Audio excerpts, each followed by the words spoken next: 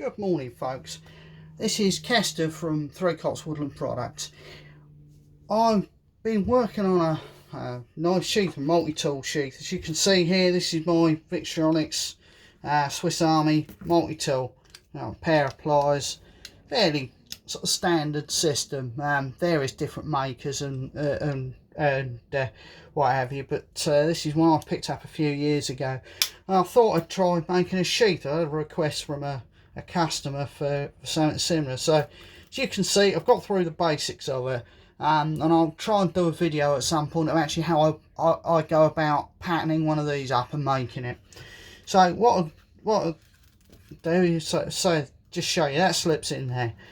So I've done the basics of it. When I've cut it out, I've marked up and I've skived and I've dyed the edges of the flap. I put my snap on obviously before I put it together. Sometimes you forget to do that and you have to take it all apart again. Believe me, I've been there.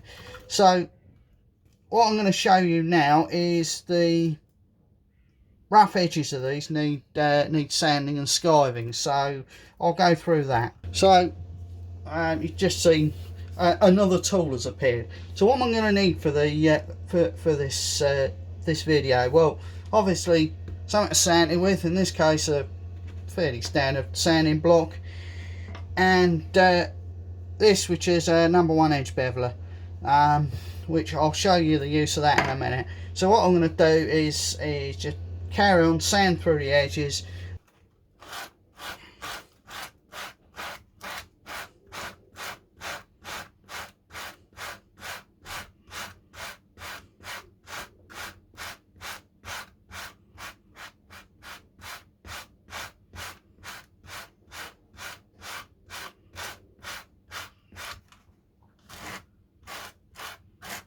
Right, and as you can see, just come into the video, this is edge dye.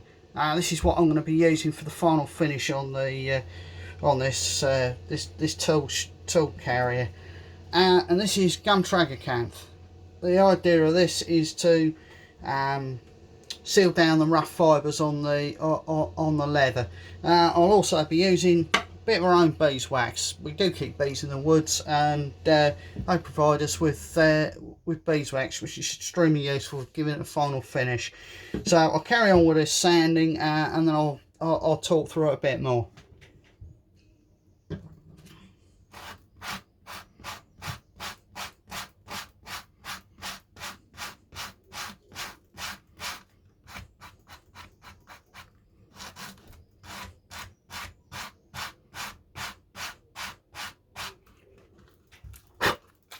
Right, so one thing I forgot to say is, why am I sanding this? Well, it gives it a nice finish, but the thing is, when you stitch two pieces of leather together, so I've got the gusset here and the outer piece of leather.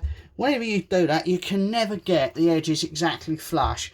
I mean, in the ideal world you would, but it never seems to happen. So the idea is that I will sand this off slightly so that it gives me a nice even finish, and then I can go in with the with the edge beveler.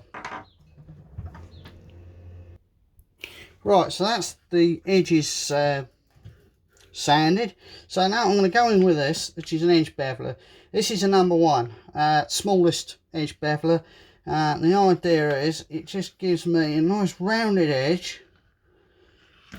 Oops. A nice rounded edge. So it gives me a nice round finish.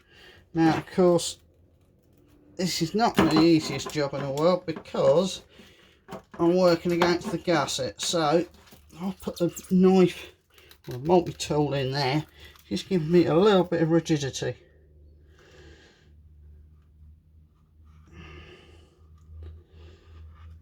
And this is my own pattern, but the basics of it come from Nigel Armitage's brilliant videos and brilliant patterns. If you've not seen Nigel Armitage's stuff, go and look at Armitage Leather.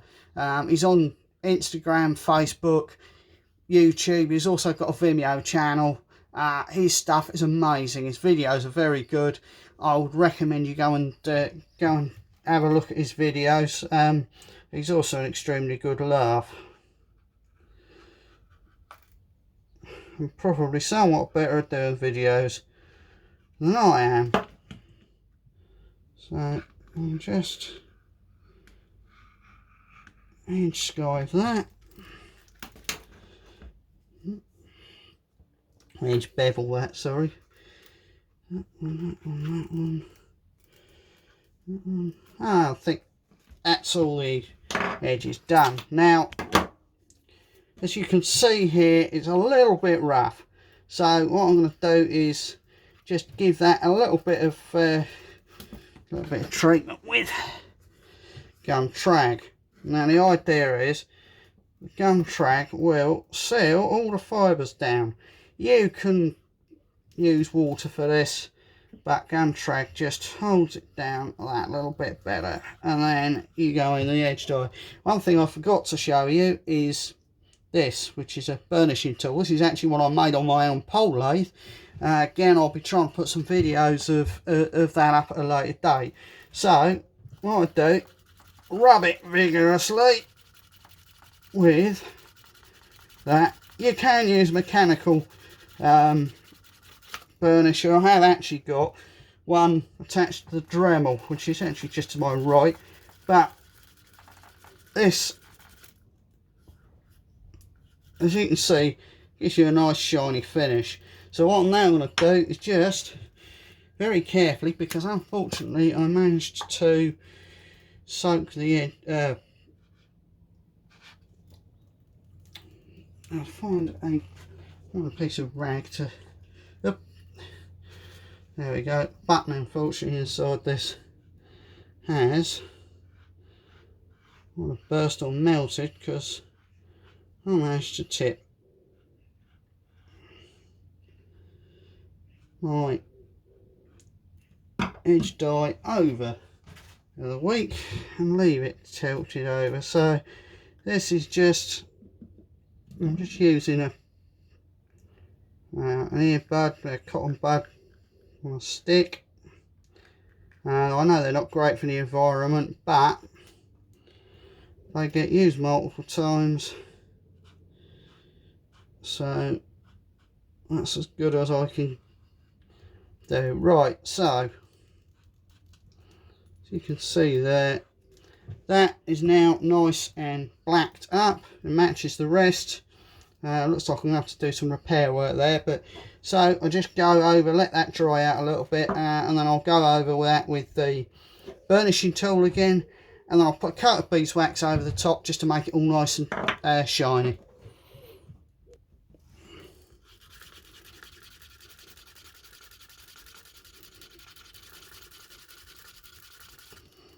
And you can see it's just starting to slick up nicely.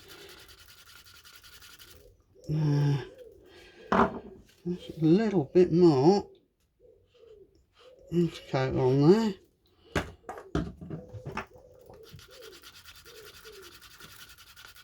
Edge dye, sorry, edge coat is a completely different product. Something I was using up until recently. So there you see that's getting nice, getting there nice and shiny. I've just put a little bit of beeswax on that. Just shine that up a little bit more, and that will be.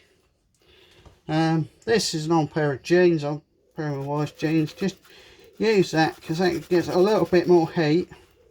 I can actually get it to rub on. That's it. A little bit more heat into the leather, into the dye, and there you can see you've got a nice smooth edge. So that's the end of this video. I'll be putting some more up soon. As I say, go and find us on social media at 3Copse, the word 3, COPSE. Simple as that. We're going to be putting up some YouTube videos as well soon. Keep watching, guys.